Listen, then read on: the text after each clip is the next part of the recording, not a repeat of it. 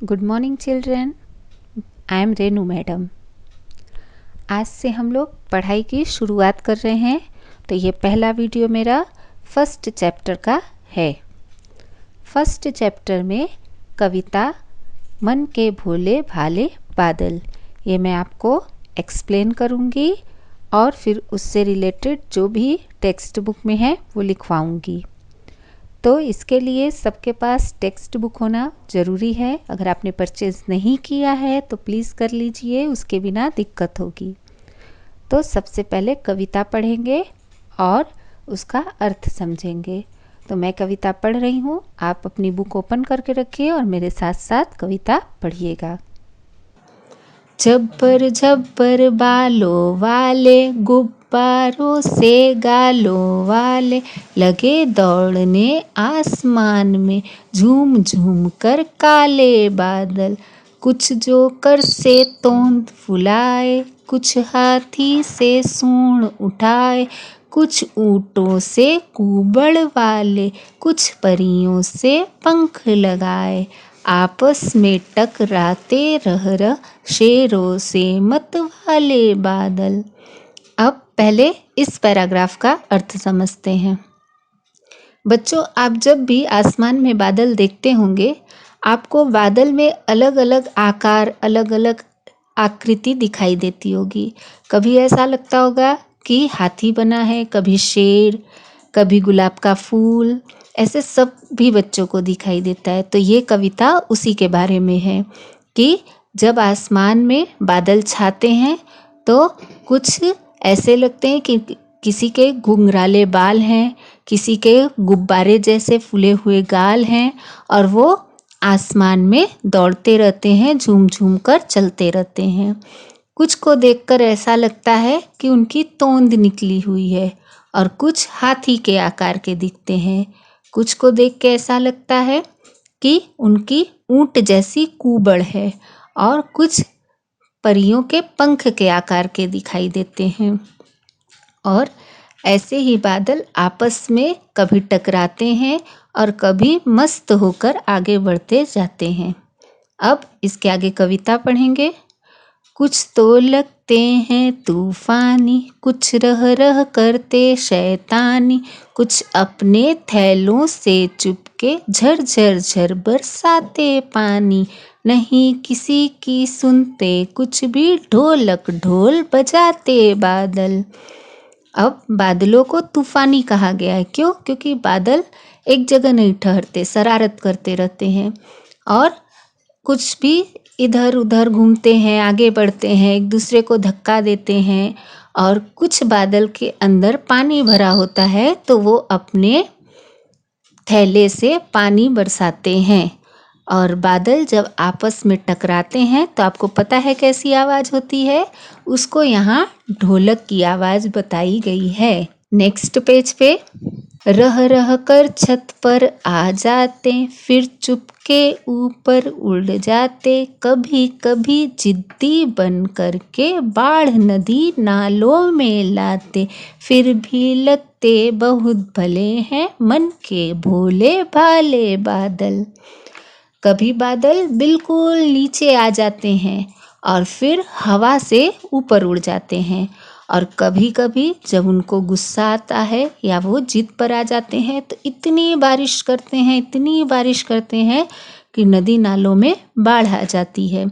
लेकिन वो शरारत करते हैं, जिद करते हैं या बाढ़ ले आते हैं, फिर भी हमको बादल बहुत अच्छे लगते हैं और सभी को बादलों का इंतज़ार होता है, क्योंकि बादल हमारे लिए बारिश लेके आते हैं और बारिश हर एक बच्चे का सबसे पसंदीदा मौसम होता है। आपका भी है ना? तो अब आप इस कविता को याद करेंगे और आपके टेक्स्ट बुक में जितनी एक्सरसाइज दी हुई है और जिसके लिए लिखने के लिए जगह भी दी हुई है वो आप टेक्स्ट बुक में ही लिखेंगे और पेंसिल से ही लिखेंगे। बाकी जो क्वेश्चंस ऐसे हैं जिनके लिए स्पेस नहीं है टेक्स्ट बुक में, वो मैं आपको CW में लिखवाऊंगी। तो अभी आज टेक्स्ट बुक में लिखना है। सबसे पहले है तुम्हारी समझ से, उसमें आपको दो दो लाइनें कविता की दी हुई हैं और फिर उनसे रिलेटेड क्वेश्चन दिया है, लेकिन उस क्वेश्चन को लिखने के लिए आंसर के लिए कोई जगह नहीं दी गई है, तो वो मैं आपको CW में लिखवाऊंगी। उसके आगे पेज नंबर 3 में है कैसा कौन। इसमें एक एग्जाम्पल भी दिया हुआ है, बाकी आपको लिखना है। तो जैसा मैंने लिख के यहाँ दिया है वैसे आप देख के अपने टेक्स्ट बुक में लिखेंगे। नेक्स्ट पेज यानी पेज नंबर 4 पर हेडिंग है कविता से आगे।